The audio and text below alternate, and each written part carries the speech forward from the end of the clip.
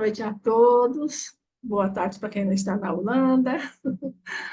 Sejam todos bem-vindos. Sintam-se todos acolhidos e abraçados para participar do estudo de hoje, o primeiro estudo de 2024. E é com muita alegria que estamos dando continuidade ao estudo do programa O Homem em Conflito, Desafios para o Ser Consciente, baseado na obra de Joana de Ângeles, da nossa querida mentora. Hoje o Tiago vai abordar o tópico A Origem dos Sofrimentos. Boa tarde, Tiago, seja muito bem-vindo. A palavra é sua. Obrigado, amigos. Novamente é um prazer estar aqui, né? É sempre uma alegria a gente poder tratar de temas tão caros e importantes para nossas vidas, temas que nos tocam profundamente, porque quem de nós não passou, não passa por sofrimentos, né? Sermos espíritas, sermos cristãos, não os tira de nós, né? O curso da vida, que é o resgate das nossas necessidades espirituais, que é o contato com a nossa sombra, seja ela simbólica na psique, mas seja uma sombra associada ao nosso passado desditoso. Então, se hoje a gente reverencia Jesus, nós não sabemos se as nossas práticas e comportamentos, inclusive nessa vida, de fato, elas refletem esse espírito de coisas. Então, a gente hoje vai tratar então das origens do sofrimento e pensando na condição humana, pensando no que é o viver,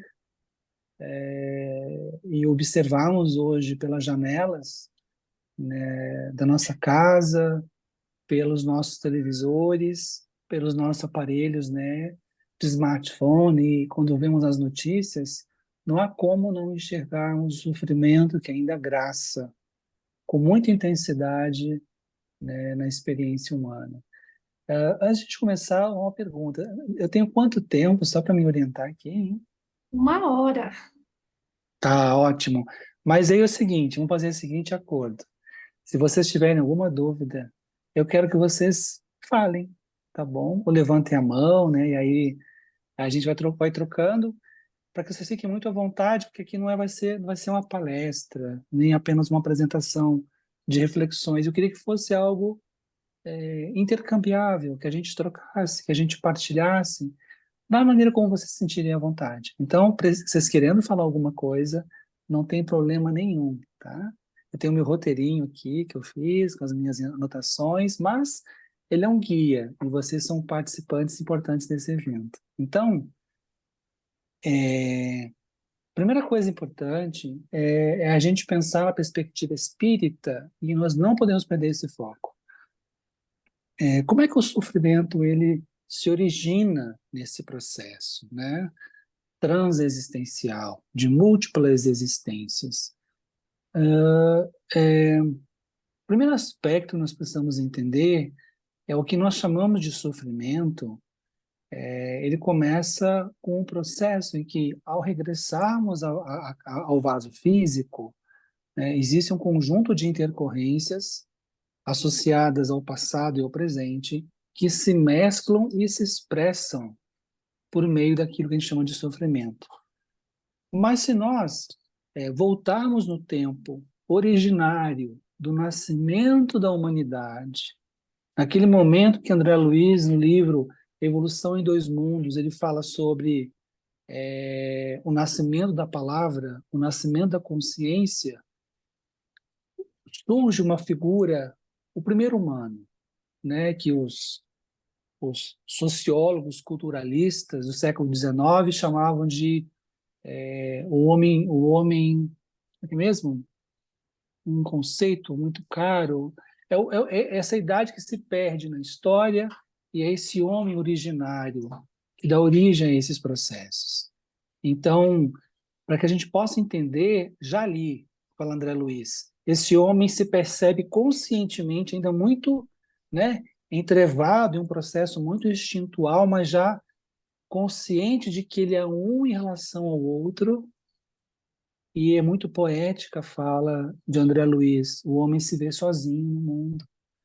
Ele se vê atormentado pelas feras, ele se vê atormentado pelos fenômenos da natureza, e é nesse momento em que ele vai começar um processo de relação com essa realidade que até então não era consciente, era instintual, tinha inteligência, mas uma inteligência ainda que não era por meio de um mecanismo, de uma racionalidade humana, de um pensamento contínuo, de que ele é capaz de pensar sobre si, ele é capaz de pensar sobre o seu próprio sofrimento, ele é capaz de questionar o que está acontecendo consigo em relação ao mundo, e aí?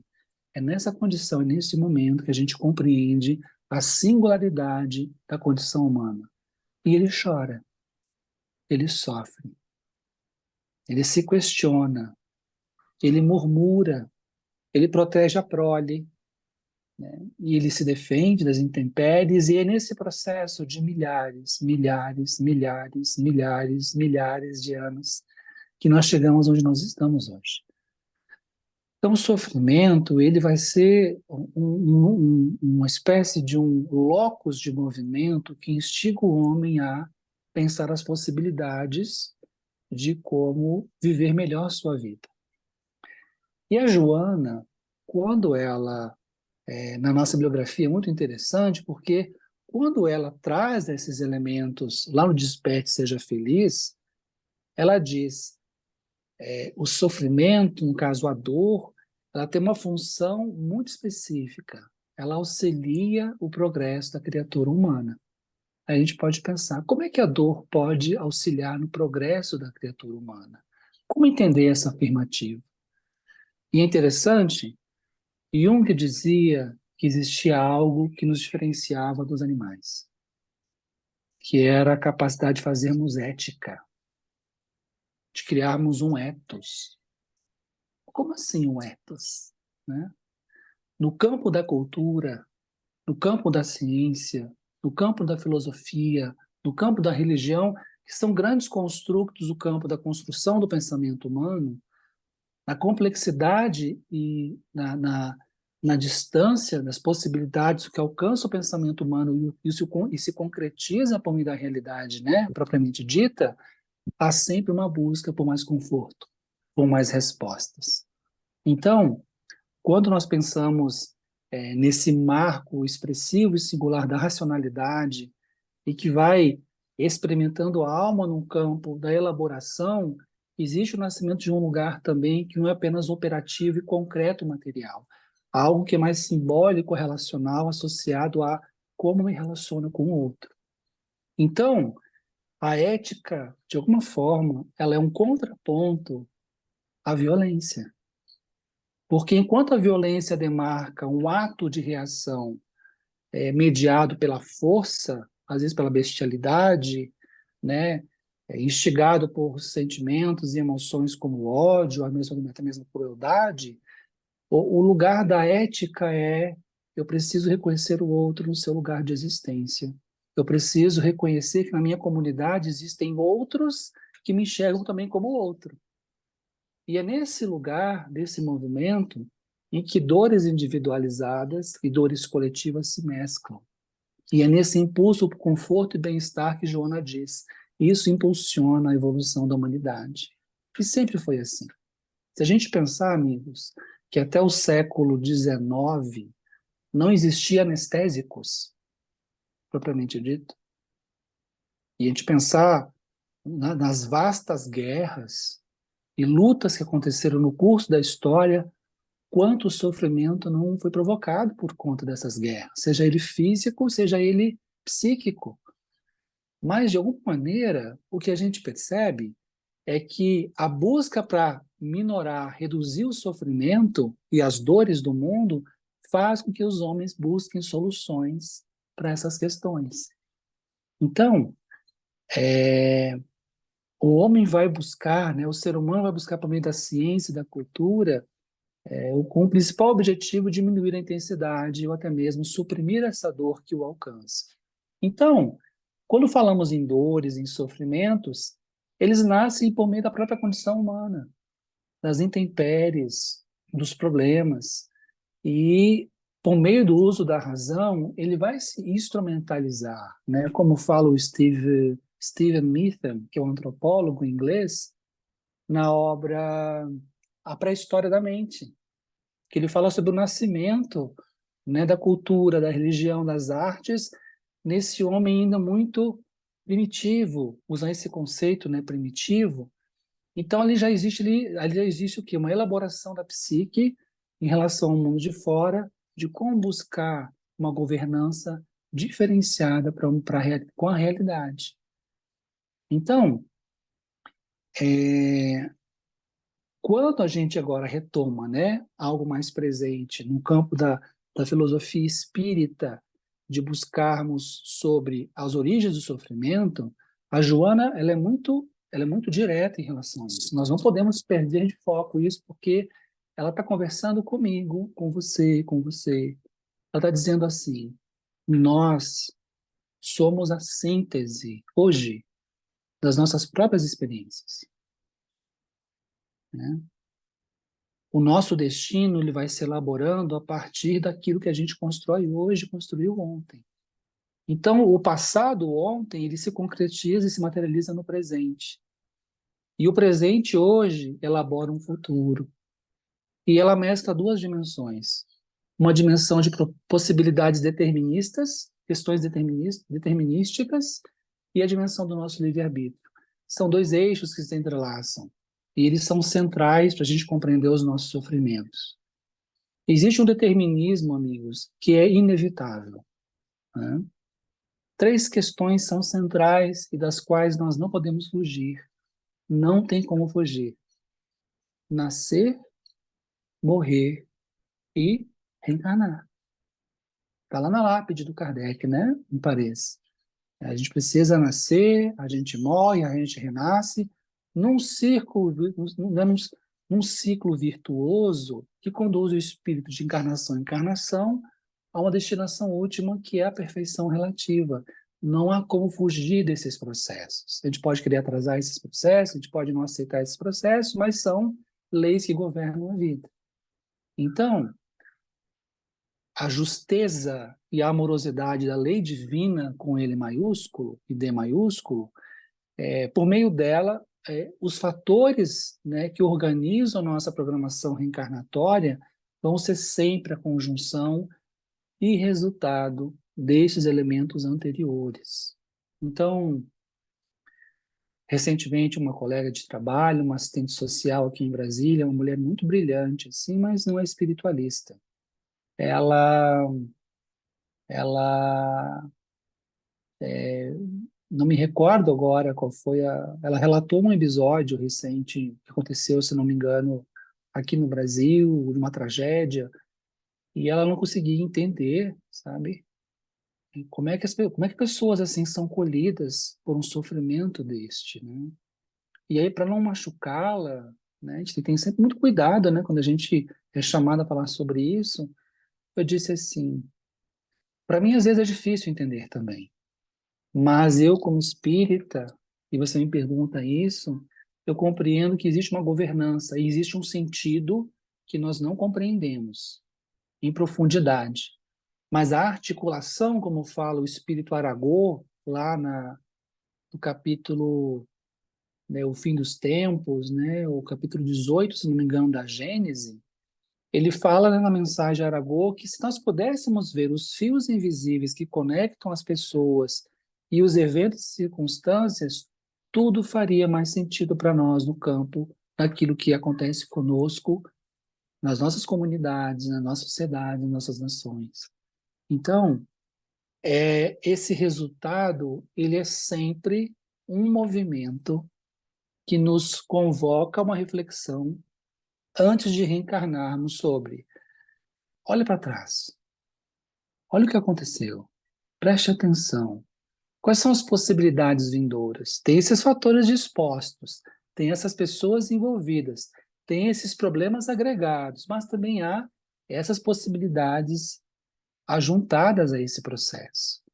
Então, comumente, muitas pessoas reencarnam e nós que temos família, e seja a família extensa, seja o núcleo doméstico, sabe que de alguma forma existem problemas.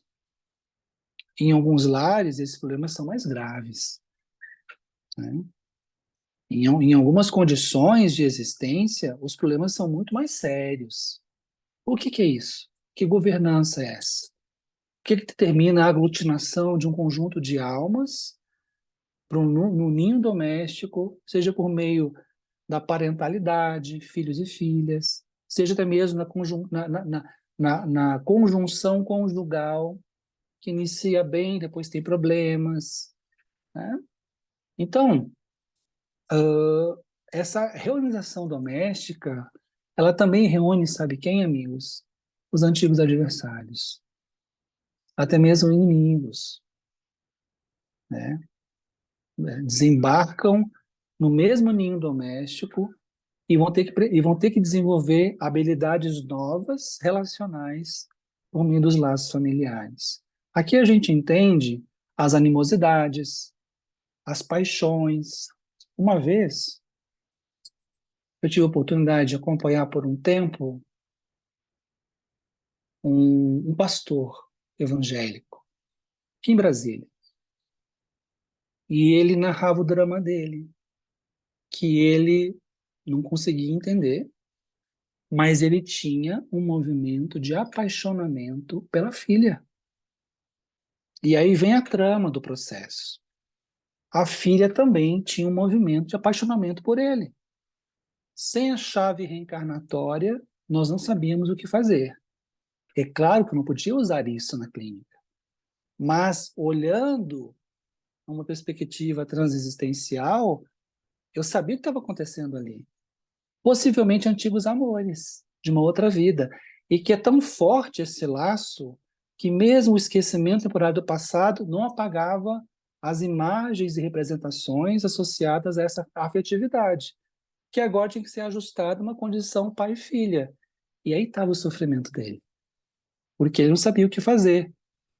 Tinha uma formação religiosa castradora, né? A gente sabe como é a formação, né, de algumas linhas neopentecostais, e vivia um conflito interior na alma.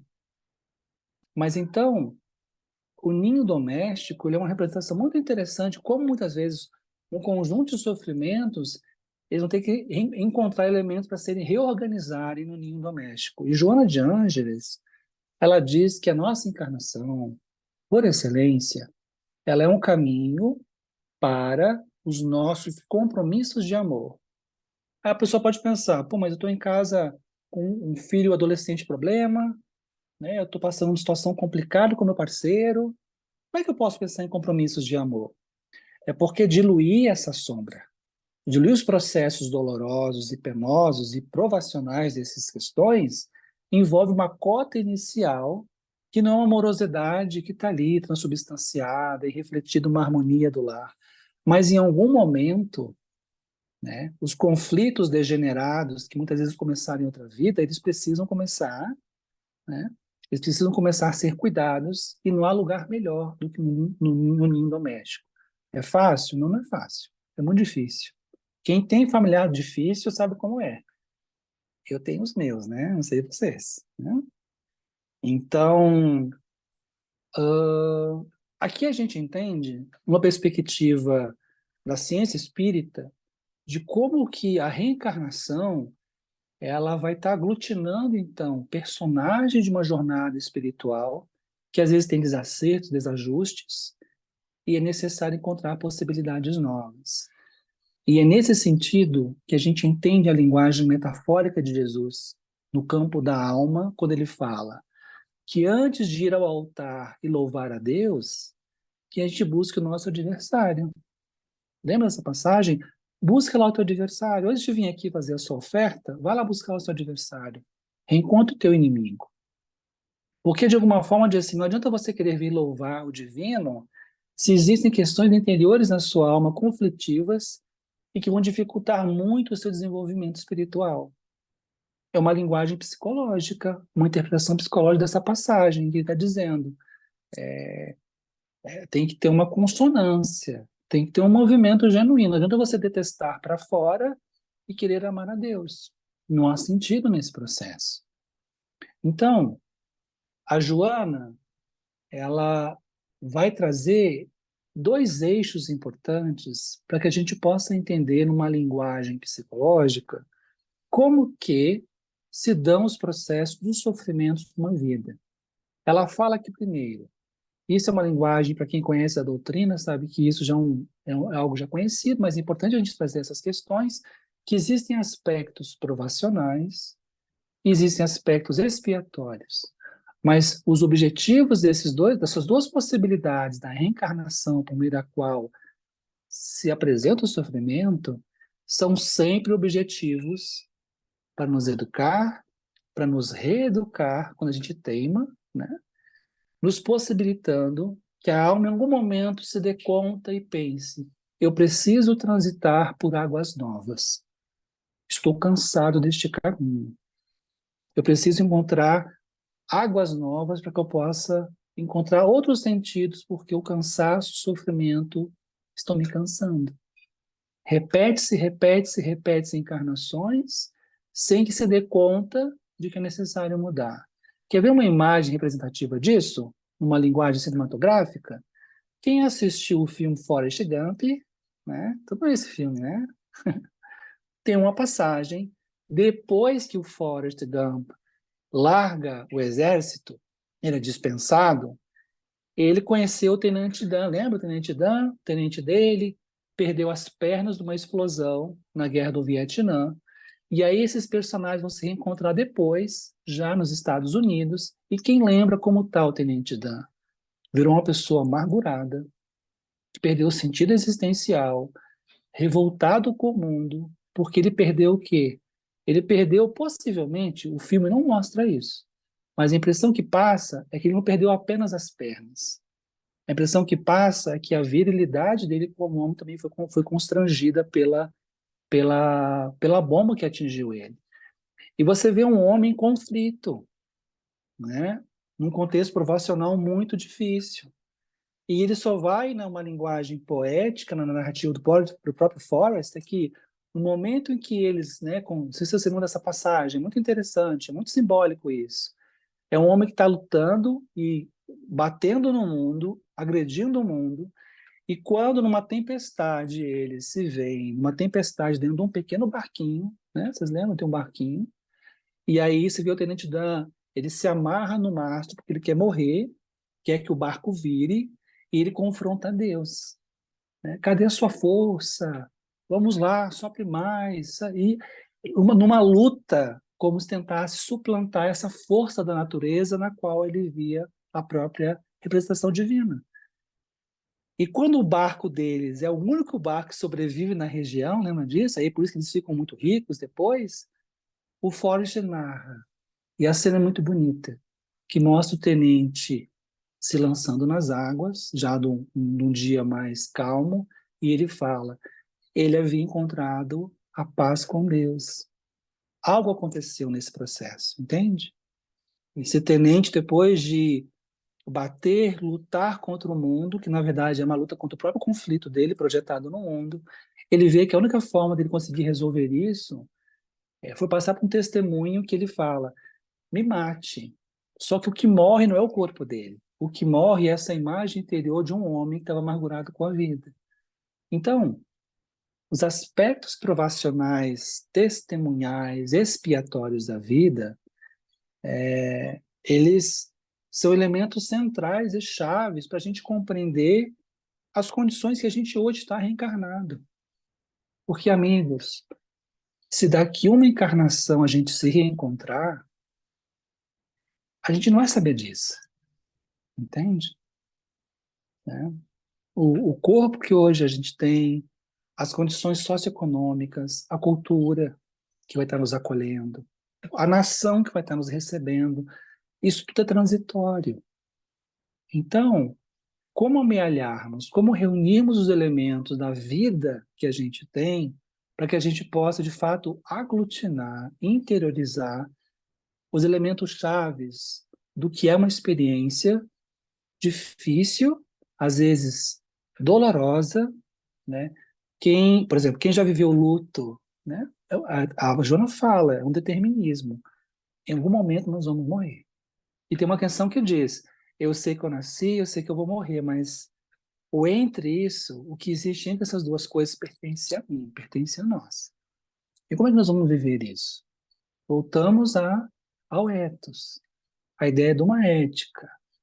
Nós não nos tornamos é, nós não nos tornamos espíritas apenas pela crença no mundo espiritual da reencarnação. Existe um ethos, uma base ético-moral que nos nutre elementos de como experienciar a jornada. Mensagem, a palavra da cruz. Se não me engano, está no livro A Fonte Viva, do Emmanuel. Queria depois que vocês lessem essa mensagem, porque muitas vezes a gente interpreta os nossos fracassos como resultados decisivos. Né? Ah, não venci a doença, não consegui o que eu queria.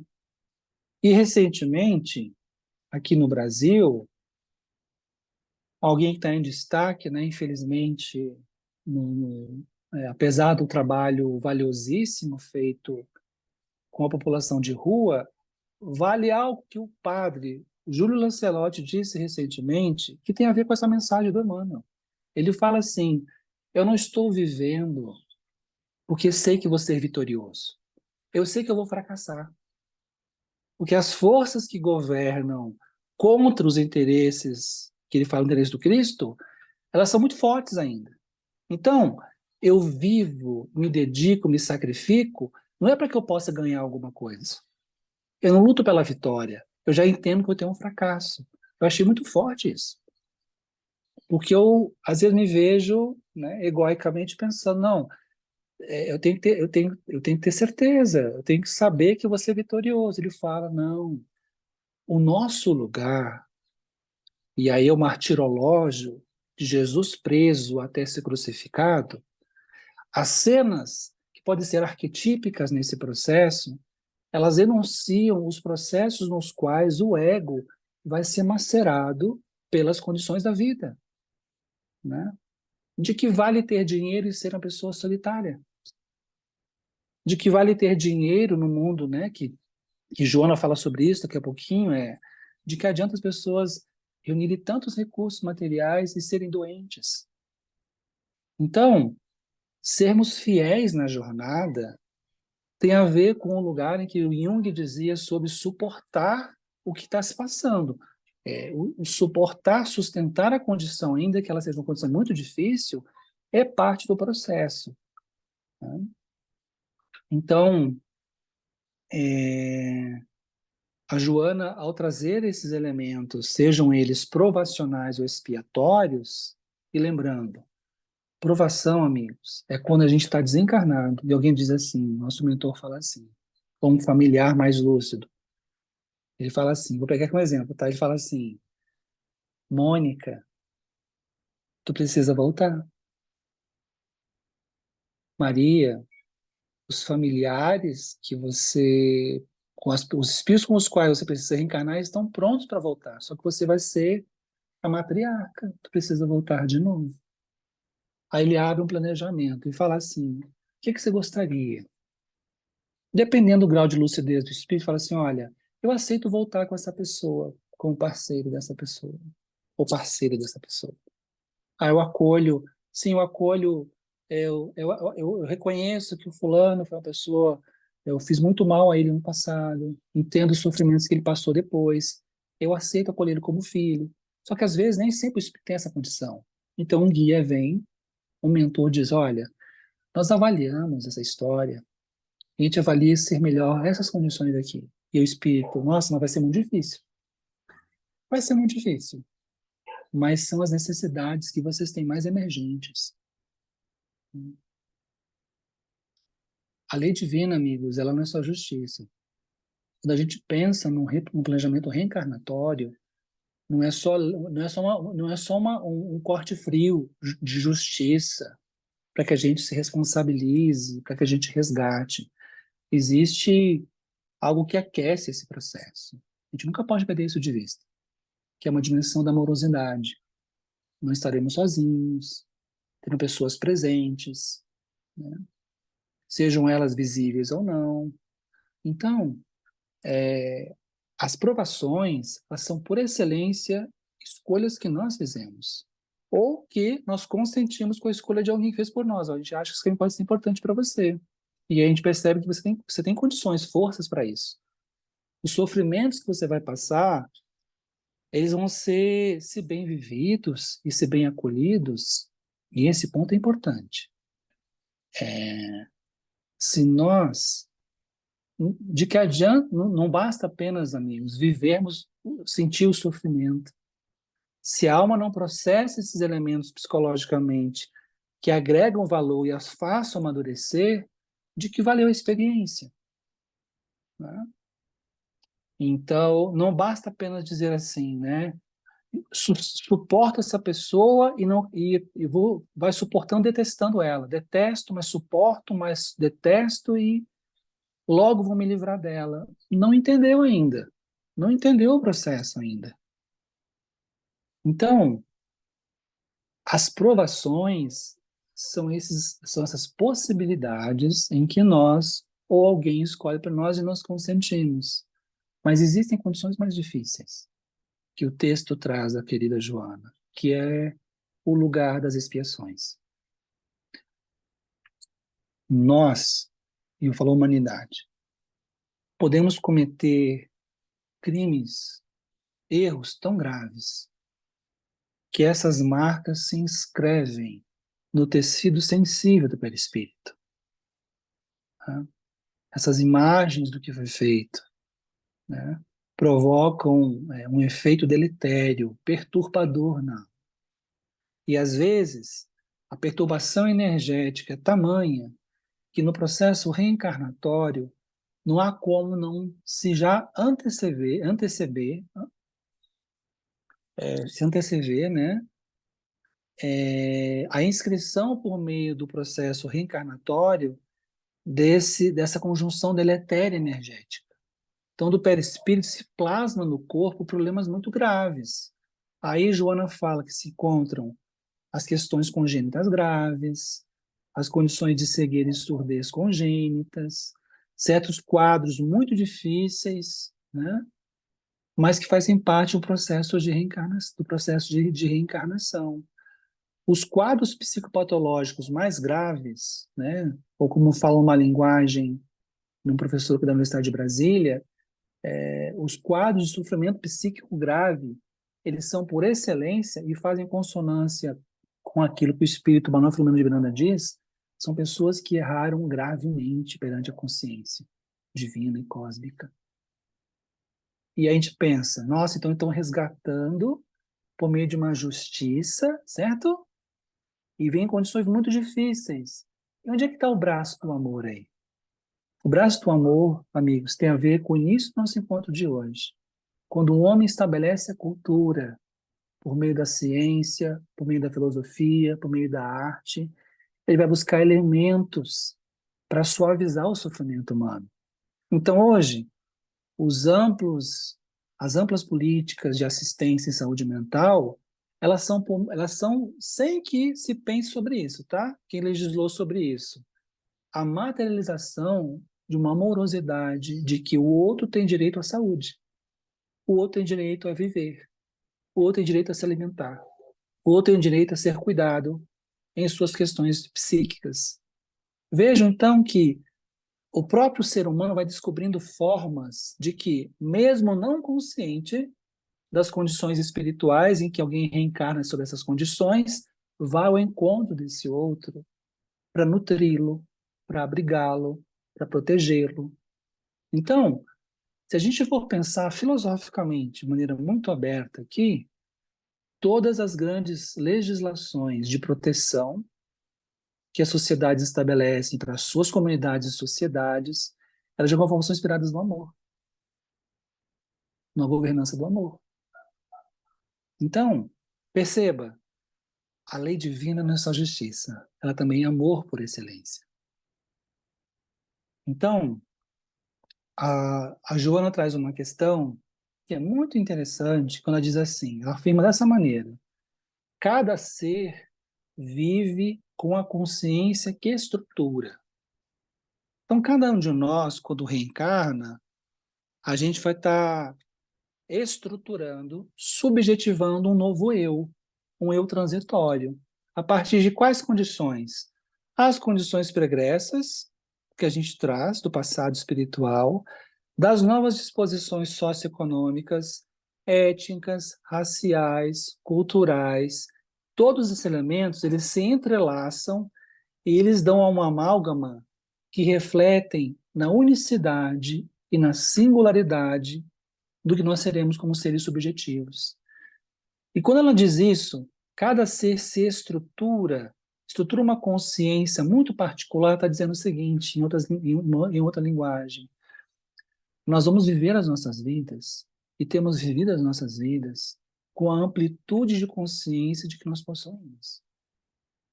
Então, ninguém é capaz de oferecer algo que não tem. Tem uma imagem muito interessante, uma fotografia que eu vi uma vez, que tinha um homem, isso já era uma penumbra, é uma penumbra de praia, quase noite, assim, mas é bem escuro, mas dá para ver, assim, né, a espuma, uma imagem de cima, ele estava com uma lanterna. E a lanterna você via que formava uma espécie de uma aura. E eu pensei, os limites da consciência. Eu sou capaz de ler, interpretar e compreender o mundo até aqui. É isso que ela está dizendo. Nós estruturamos uma consciência de nós e uma consciência que faz uma leitura do mundo e que aí demarcam-se limitações, mas elas podem ser ampliadas por meio do autodescobrimento, do autoconhecimento. Mas ela diz, cada um vai viver com a consciência que estruturou. Mas tem uma questão que a gente pode pensar, mas quer dizer que a pessoa, se ela não tem consciência, dessas margens, fronteiras além, que ela não enxerga, ela pode ser responsabilizada? Sem dúvida. Sem dúvida.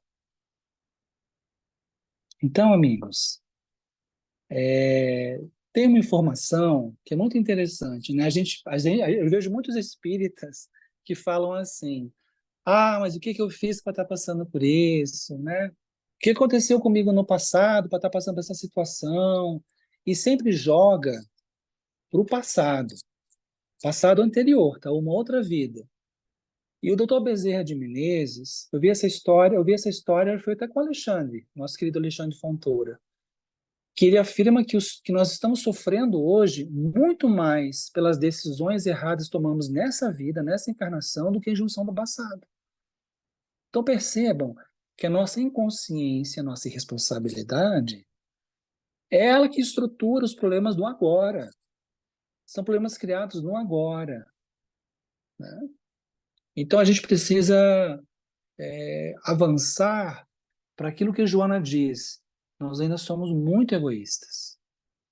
O egoísmo ele está aí, ele se transubstancia em diversas dimensões da existência, seja ela individual, relacional, familiar, social, comunitária. Está ali, o egoísmo está marcante nesse processo. E ela diz que a atitude egoísta, ela é por excelência, por ser uma atitude de gravitar o desejo em torno de si próprio, do que se quer, rompendo uma cadeia ética convocatória que Jesus diz, olha, nós precisamos nos reconhecer um ao outro, nós precisamos cuidar uns dos outros, nós precisamos proteger uns aos outros, nós temos que respeitar uns aos outros. Perceba as demarcações muito claras do que é um ethos cristão, vivencial, relacional, só que o egoísmo, ele simplesmente suprime isso, ele sufoca isso e diz, não, a governança é a partir do que eu desejo, né? Vendo um documentário uma vez, quando as torres gêmeas, né, do World Trade Center caíram por aquele ataque terrorista em 2001, um analista de mercado financeiro que assistia às imagens ao vivo, ao ver as torres tombando, o primeiro pensamento que ele foi, sabe qual foi? Meu Deus, o preço do ouro vai disparar. E aí, ele se deu conta de que o pensamento dele inicial não foi, meu Deus do céu, que tragédia foi essa? Milhares de pessoas estão lá dentro. Mas, por um impulso imediato, ele estava sendo governado pelo quê? Por um desejo em torno da persona que ele exerce como analista financeiro. Vamos ganhar mais dinheiro com isso. Da tragédia é possível tirar dinheiro. E a ideia do desejo humano, no texto da Joana, é sempre esse lugar de um lugar inesgotável de sempre querer mais, né? A gente passa a acreditar que a vida que temos agora ela é tudo, né? Nós não compreendemos a transitoriedade desse eu transitório, como falei, né? Com os contornos da nossa subjetividade de agora, e a gente deixa de compreender qual o sentido maior do que é o viver, né? Para quem conhece ele, é um dos grandes autores que guiou a minha trajetória intelectual, né? O linguista Noam Chomsky, gosto muito dele, e ele diz o seguinte, né? Que para sustentar, para sustentar a partir dessa experiência desse analista financeiro, né? Eu vou trazer para o Chomsky. Ele diz assim: para sustentar esse edifício ideológico do mundo que a gente vive hoje, pautado pelo prazer e pelo consumo, né? É preciso, é imediato que se construam alguns artifícios que sustentem essa realidade, que sustentem esse querer. E ele fala sobre ilusões necessárias para a nossa felicidade. Então, nós somos guiados pelo nosso desejo, e o nosso desejo, ele está sendo, sem que a gente compreenda conscientemente, está sendo instrumentalizado por desejos de outros, para que a gente sustente essa realidade. Então, ao pensarmos na felicidade humana em relação ao sofrimento humano, nós faremos de tudo para suprimir o nosso sofrimento. Nós faremos o que for necessário para que a gente não sofra, e não compreendendo que o sofrimento é um meio. Ele não é um fim em si, ele é um meio para alguma questão, para algo que a alma está necessitando olhar, né? A pessoa me autorizou a contar essa história para vocês, né? Uma grande médium que eu conheci na cidade do Rio de Janeiro. Ela estava casada, com 2 filhos, e ela teve um sonho, que ela percebeu que era um sonho espiritual. Estava no auditório, e era uma palestra sobre família. Muitos casais, ela estava sozinha lá. Quando acabou o evento, a pessoa que estava no palco fez um sinal para ela e pediu que ela esperasse. Todo mundo saiu do auditório, ela desceu, e ele disse, olha, tenho que te mostrar um jovem aqui. Tem um jovem que quer conhecer você. Entrou um rapaz que ela descrevia com traços indianos, muito alto, mas bastante constrangido, de olhar baixo. E esse palestrante, esse guia, disse assim, olha, ele precisa reencarnar. E eu vou mostrar para você, vou pegar aqui, ó, mostrar para você a ficha espiritual da reencarnação dele. E estava lá o nome dele, fulano de tal, tarará, tarará, pai, tarará, tarará. Ela, é meu marido. Mãe, esse não é o meu nome. É meu marido, mas essa não sou eu. O rapaz começou a chorar. E aí o mentor disse, não há tempo agora, mas esse jovem tem uma história espiritual profunda com você. E você que vai ser a mãe dele. Eu quero que você se prepare. Ela estava assim, angustiada. Meu Deus, vou ser traída pelo meu marido.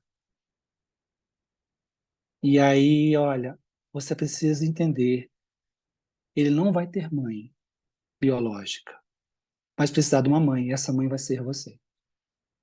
Ela acordou com aquelas informações, gente, avivadas e queimando nela. E ela ficou pensando, o que está acontecendo? Será que eu estou sendo traída pelo meu marido? E a história se deu conforme o que estava sendo dito. Passados-se muitos meses, o parceiro chegou e disse, olha, conheci uma pessoa, né, ela engravidou. E nós vamos chamar ele de fulano. Era o nome. Ela percebeu, eu posso abandonar agora essa luta. não ficarei casado, mas eu não posso abandonar a luta com esse menino. E é interessante que quando o menino a encontrou pela primeira vez, porque a mãe logo abandonou.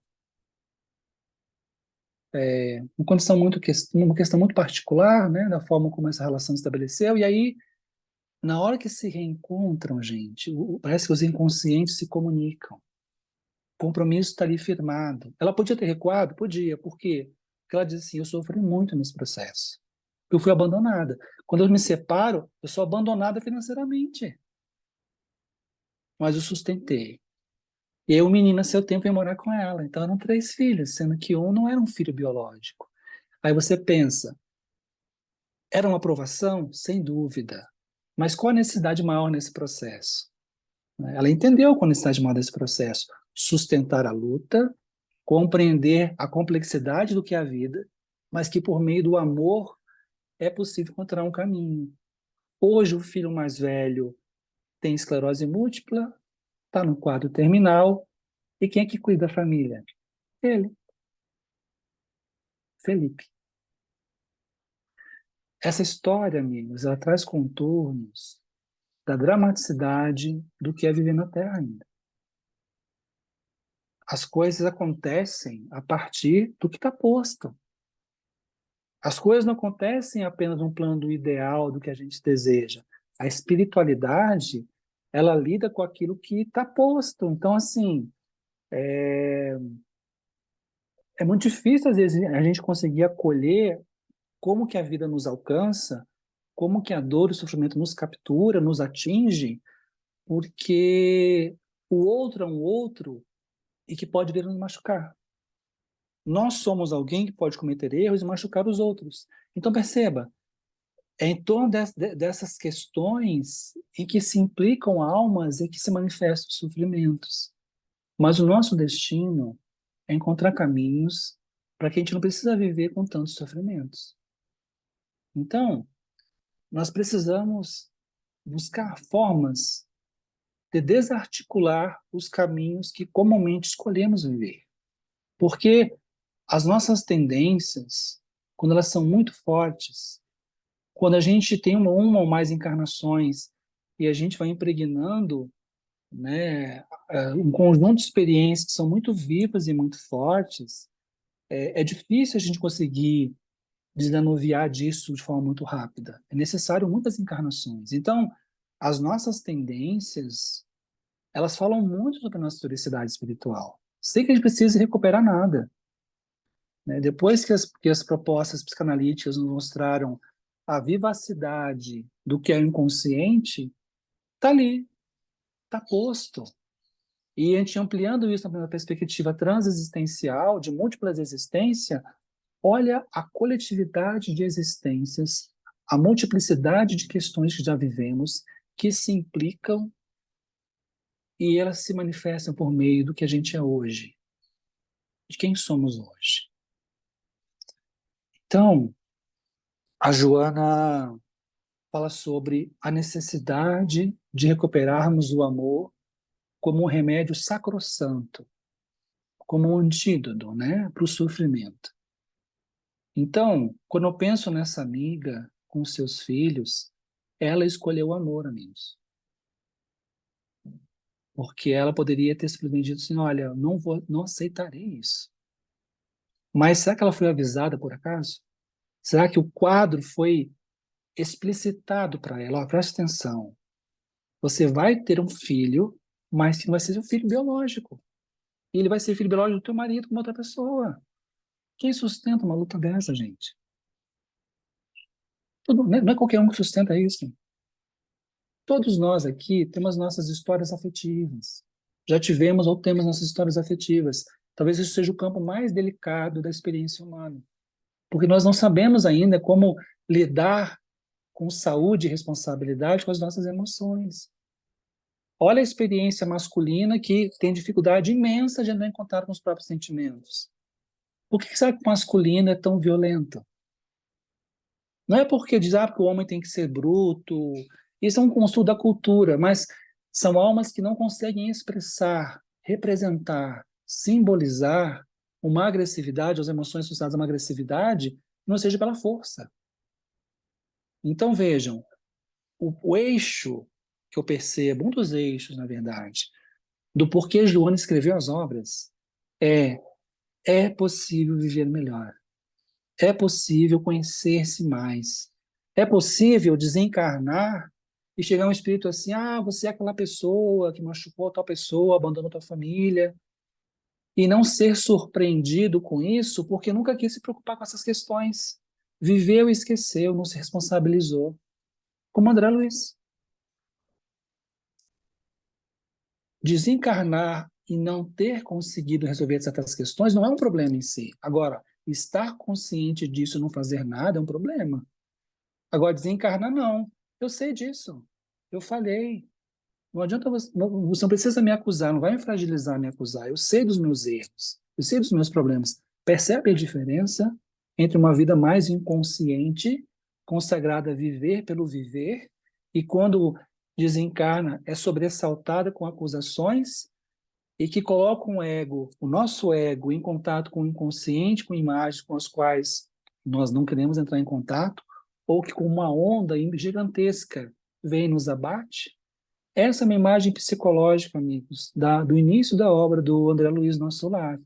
Um ego fragilizado que não estava dando conta de lidar com o que havia acontecido, com o que ele havia feito. Então,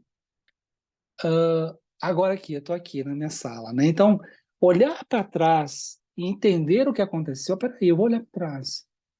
Ah, tem aquela questão. Ah, tem aquele outro ponto. Ah, mas dói muito. Eu sofro pensar nisso. Me dói pensar nisso. Faz parte. Bem-vindo ao clube. Como disse o psicanalista de São Paulo conhecido, disse assim: viver dói. Parece uma frase tão curtinha, mas de um profundo impacto. Viver dói. A gente precisa saber acolher, e Joana diz isso. Nós precisamos acolher que ter uma atitude psicológica de que viver às vezes é difícil mesmo. Né? Viver, de fato, é uma condição difícil. Então, faltam 5 minutinhos. Não sei se eu termino um pouquinho antes, vocês podem me interromper. Vamos lá, um de cada vez, pode ser? Tem uma ordem aí de quem levantou a mão primeiro? Oi, oi, eu posso falar rapidinho? Sim, Alex. Oi, é prazer, Thiago, Prazer, e amigo. boa tarde. Foi muito bem interessante, era uma coisa que eu estava esperando ouvir, porque ontem mesmo eu estava procurando online, vídeos explicando sobre karma e familiar, tá? E você entrou em certo ponto aí e nessa e nesse estudo, e nessa explicação, o karma familiar, esse karma familiar que a gente traz de vidas passadas também. Uhum, Por isso que tem brigas entre irmãos, irmãs, ou tio, familiares. É, foi bem interessante o que você disse. Às vezes eu tenho bastante dúvida quanto a isso, do porquê acontecem as coisas comigo assim, do porquê um irmão não fala comigo, uma irmã não fala comigo, e vira a cara comigo. E aí eu comecei a consultar isso e falei assim, isso é karma familiar. Aí eu fui lá e consultei com outros médiums, médiums não, espíritas, fui online e era isso mesmo, é como se fosse é,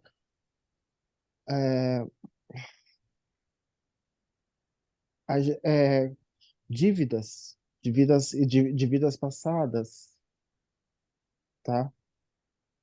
Esse é meu ponto de vista. É que você, não- e você deu uma síntese aí, mas não falou do karma uhum, familiar, o karma que uhum. todos nós carregamos. Eu acredito nisso. Sim. Todos nós estamos Uhum.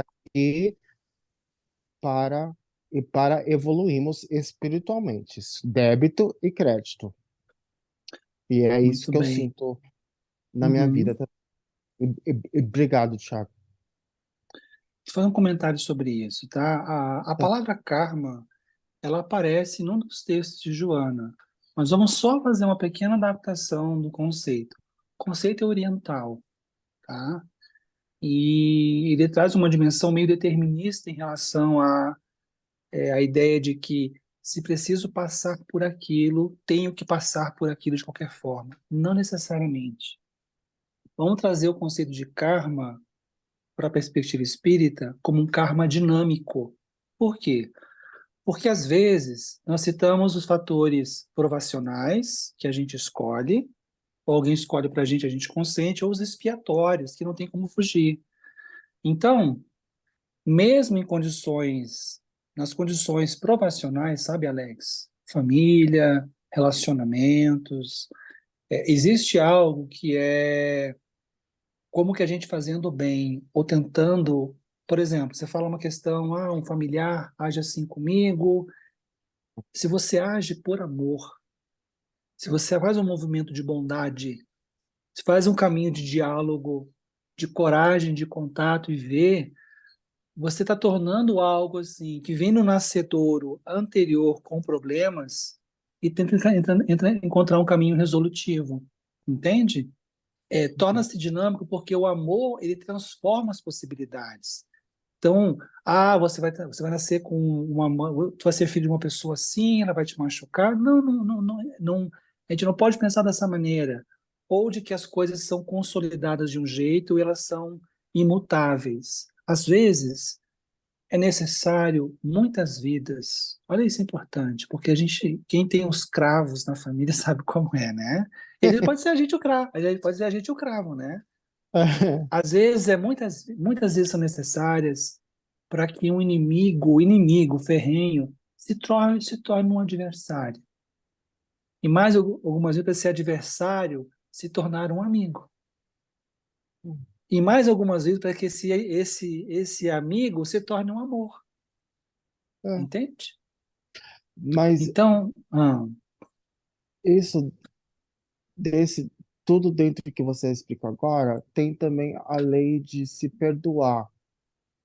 O perdão. O perdão é tudo. Se você não se uhum, perdoar, a sua alma, você não vai conseguir exercer isso que você está dizendo, entendeu? Perdoar é difícil, porque uhum, se vem de vidas passadas, é realmente difícil, familiares, essas coisas, uhum. entendeu? Para Por mim, isso, Alex, por isso que a gente esquece o passado. é, Entende? porque Se nós lembrássemos da memória, entende? Se nós lembrássemos de fato, do fato, talvez nós não sustentássemos. Mas o que que fica hoje, estudando a psique, como a gente conhece, que as ciências estudam? Fica uma, fica uma, não é a lembrança, mas fica um afeto representado, associado àquilo, que quando a gente encontra a pessoa, a gente fala positivamente, nossa, conheço essa pessoa, que coisa ah, incrível. Conversei com essa pessoa por duas conversas e parece que estou reencontrando alguém muito importante para mim. E os espíritos falam isso no livro dos espíritos, que assim, os amores, sentido amplo, né? Os amores, eles se buscam na multidão. Olha que coisa poética, né? E se encontram, mas o mesmo vale para as animosidades. E que elas têm que ser trabalhadas nas nossas possibilidades, nos nossos limites, né? Eu preciso perdoar. Calma, calma. Preciso perdoar o outro. Calma. Se dá conta de perdoar? Eu perdoo, mas não quero ver nunca mais, né? Eu eu perdoo, mas aquela pessoa lá no, aquela pessoa vai morar lá no Acre, né? Longe de mim, né? Isso não isso. é perdoar. O perdão, no sentido psicológico, é quando se desgasta energeticamente um trauma, um complexo associado àquela pessoa, né? Elementos psíquicos associados àquela experiência e que não mais nos mobilizam afetivamente da forma como mobilizavam. Então, quem já foi machucado e de repente, depois de muito tempo, pensa, nossa, passou, não sinto mais aquilo. Lembro do que aconteceu, mas já consigo perdoar. Tudo a seu tempo, sabe, Alex? Tudo no seu tempo. Vamos passar para os É, próximos, pode ser? Diga. obrigado, obrigado, Thiago. Hum, Boa noite, Tiago. O que eu achei interessante foi no início, quando você falou sobre esses espíritos primitivos, né? Eu me lembrei de um livro que Chico, ditado por André Luiz, né? que ele, numa experiência de uma das casas no umbral, se passa esses espíritos pela casa tentando atacar, e a diretora Zíbia, ela fala desses espíritos sofredores milenares. Achei bem interessante você falou, porque eu me lembrei, porque eu fiquei pensando, sofredores milenares, aí ela cita, eu não acreditava quando Jesus falava que ele foi atacado por espíritos, numa das passagens de vida dele, Uhum, a passagem de vida dele na Terra, aqueles ataques que ele sofreu foram por espíritos sofredores milenários, né? Então, quer dizer, uhum, esses espíritos, mesmo eles reencarnando, né, a gente vê esse sofrimento contínuo acontecendo, né, como você falou também, né, na vida que a gente está uhum, vivendo agora, né, realmente uhum. esse espírito pode estar se reencarnando, mas continua ali nesse ego do sentimento desses espíritos que Sim, ficam sim. milenários, né? É, tem duas coisas importantes, né? Tem duas coisas importantes que você está dizendo. Primeiro, o conceito primitivo, ele faz parte do conjunto do discurso da ciência do século XIX, biologia, antropologia e sociologia, só precisando por alto, Uhum, e medicina, mas que não é, olha que interessante, não é o conceito primitivo está se referindo no século XIX às comunidades e sociedades, né, ameríndias, uhum, né, seja do norte e do sul, aborígenes e outros, no caso das sociedades africanas, mas é um sentido pejorativo de serem primitivos. uhum, Quando se fala na ideia de uma horda primitiva, eu lembrei o conceito, horda primitiva, gente, é a primeira experiência humana, é lá atrás, não é uhum, agora. é, Então, quando se fala de espíritos empedernidos, vinculados ao mal, não são esses espíritos primitivos, entende? uhum, Às vezes são espíritos que estão vinculados ao mal, do qual eles não conseguem se desempaixar e perpetuam um conjunto de experiências por muito tempo, a seu tempo eles vão despertar. Então, a passagem que você cita, e se não me engano, é a passagem a passagem evangélica, né, de um conjunto de espíritos que se diziam legião, se não me sim, engano, sabe? uhum, Né? Nós não temos elementos ali, mas acho que não são espíritos primitivos no sentido dessa linguagem de serem uhum, atrasados lá em tempos imemoriais. É espíritos impeternidos em um lugar de maldade, de sofrimento, de perseguição, mas que não conseguiriam confrontar Jesus da forma como, né, a cena descrita. O Emmanuel, naquele livro Caminho da Luz, ele traz elementos muito importantes sobre nossa responsabilidade individual, porque ele fala assim: isso, gente, 1930, 1940, tá? Ele fala assim: ainda hoje, existem espíritos que resgatam pelos crimes praticados no nascimento do cristianismo, quando viviam sob a égide do Império Romano. Então percebam, tem almas que praticaram certas ações tão terríveis que elas permanecem num círculo de injunções reencarnatórias, como se fosse de encarnação em encarnação, tentando tirar aquilo. Entende? Assim, pelas experiências de dor, de sofrimento, e isso me chamou a atenção. Meu Deus, tem espíritos até hoje ainda, quase 2000 anos depois, ainda resgatando questões de processos daquela época. Perceba como isso é delicado e como isso nos convoca uma reflexão sobre por que a gente sofre. Não sei. Às vezes nós temos questões imemoriais, temos questões muito para trás. Livro Ação e Reação, André Luiz, final da obra, dois mentores espirituais, ele conta a história. Queremos ascender na categoria do mundo espiritual, porque a gente se percebe hoje tanto tempo trabalhando no bem, preparados, e o mentor superior, não. Eles insistiam, ainda no momento. E aí, então, peraí, vamos olhar para trás. Vamos olhar para trás. E aí, quando resgataram a história espiritual desses dois espíritos, eles tinham crimes terríveis. E eles pensaram conscientemente: tem coisa a resgatar ainda. Sabe aquela passagem de Jesus, está lá no Evangelho segundo o Espiritismo, capítulo 1, não vim destruir a lei, quando ele fala assim: em verdade vos digo que o céu e a terra não passarão sem que tudo o que se acha na lei esteja perfeitamente cumprido, enquanto reste uma única iota, um único ponto. O que isso tem a ver com a imagem da alma? Enquanto tiver conteúdo sombrio, enquanto existir dimensões na alma, entre céu e terra, psíquicos, enquanto isso não se tornar consciente, a lei não se cumpriu. Por isso, esses espíritos, por isso nós precisamos compreender a complexidade do que é o viver e que às vezes estamos aí entrelaçados com espíritos, vivenciando circunstâncias que têm a ver com questões muito antigas. Não tem problema. O momento é agora, a oportunidade é agora. E que a gente possa ter mais lucidez nesse processo. Já estamos avançando, né? Podemos passar para a Mônica? Tem Obrigada. tempo ainda para mim? Obrigado, Berecê. Acho que tem, vamos lá. É sobre o sofrimento, na coletividade, na individualidade e na coletividade. Você falou sobre, sobre os conflitos degenerados. A gente vem, aí você também citou também a parte de que fica a impressão, né, os erros graves, né, fica no tecido sensível do nosso perispírito. Aí eu fico pensando também, né, aí você me traz o Dr. Bezerra de Menezes dizendo que o que a gente está acontecendo agora é o que a gente tem dessa própria encarnação.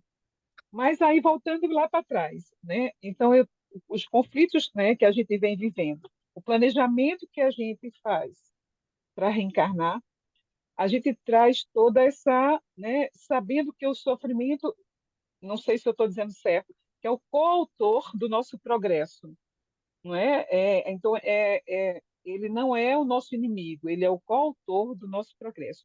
E tudo que nos incomoda, nós somos responsáveis, não é isso? É isso que eu estou querendo entender, que a gente tem essa responsabilidade, né, que você falou, né, já no final, do que realmente vem acontecendo com a gente, né, do nosso olhar, né, que a gente identifica esse que nos incomoda, e também dessa coletividade que a gente está inserida, entendeu? Porque também acredito que, né, pelos, né, nossos estudos espíritas que vem dizendo que estamos aqui não é por acaso, a gente tem todo também uma responsabilidade social, não é isso? É, o que realmente a minha dúvida é referente a essa responsabilidade sobre nós e sobre o próximo. Aí, quando você trouxe o ethos, aí eu digo, puxa, então é isso, né? O ethos. Sim, muito bem pontuado. Nós poderíamos ter um encontro, sabia? Só sobre a questão coletiva, porque assim, existe uma dimensão, amigos, de uma psique coletiva. Nós partilhamos de uma historicidade, seja agora ou seja anterior, e que reúne as almas sob circunstâncias muito particulares para um contexto de provações, de possibilidades, de regeneração. Então, que a gente, independente de que, por exemplo, né, imagine, eu tenho que sorver o meu cálice. Eu tenho o meu cálice de provações. Mas eu quero saber exatamente o que é o sabor, por que o sabor é assim, eu quero saber por que a cor é essa. Não. A cena arquetípica no Getsemane, de Jesus dizendo a Deus que vai sorver o cálice, é uma representação de que o momento é agora.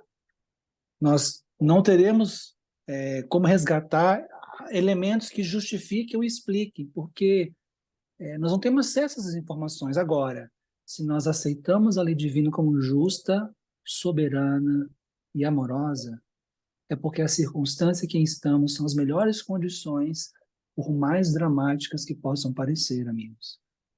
É por isso que a solidariedade ela é uma condição urgente para que a gente suavize uns aos outros os nossos sofrimentos. Então, em contextos coletivos, a gente pode ver hoje no mundo coletividades que podem desaparecer. Né? Mas apenas a leitura fria do processo, meu Deus, estão resgatando. Estão resgatando, estão passando luz, estão resgatando. É ponto final? Não. Vírgula. estão resgatando, vírgula, o que posso fazer, o que podemos fazer, o que como comunidade podemos fazer, entende? Há um movimento posterior a uma linguagem analítica de justiça que demanda a responsabilidade urgente do amor. Então, onde quer que a gente esteja, que a gente floresça com responsabilidade, com amorosidade, que a gente seja verdadeiramente representações do que é ser cristão por excelência. Eu acho que essa é a grande vitória que a gente tem que ter em relação à nossa atitude. Não é perante o outro, comparativamente, em relação a nós mesmos. Eu posso ser melhor, porque eu entendo que o amor é um caminho, que o amor ele é um antídoto, que o amor é um elixir, que o amor é cuidado, que o amor é proteção, que o amor é evangelho, e que o evangelho é conexão, e que o evangelho é movimento, e que o evangelho é prospecção. Vi sofrimento, vamos cuidar do sofrimento, entende? Bom, já estamos avançando muito. Mas pode ser, Mônica, te ajuda a pensar um pouquinho sobre isso tudo? Muito obrigada. Tá Muito obrigada. bom. Oi, oi. Gente, nós já avançamos um pouquinho, mas eu peço licença para vocês, e se for possível, Tiago, se não, tudo bem. Tem uma questão, quando você abordou lá a questão do determinismo, e eu fico pensando, eu sempre achei que o determinismo estava ligado com as questões expiatórias, mas a gente viu no decorrer do estudo, e a gente de alguma forma tem essa consciência também, que a expiação em nossa vida, ela não é uma coisa fixa, ela é dinâmica porque depende da nossa amorosidade, de como a gente trata e tudo isso. Aí eu pensei, então esse pensamento que eu tinha de que o determinismo está bastante ligado à questão da expiação, fiquei na Não, dúvida. mas faz sentido, querido, porque, por exemplo, existe hoje condições, por exemplo, de congênitas que não há como curar, sabe? Alguém que nasce com alguma questão muito delicada no campo físico, de constrições e castrações, que não há como a medicina de hoje capaz de sanar esses processos. Quem sabe no futuro.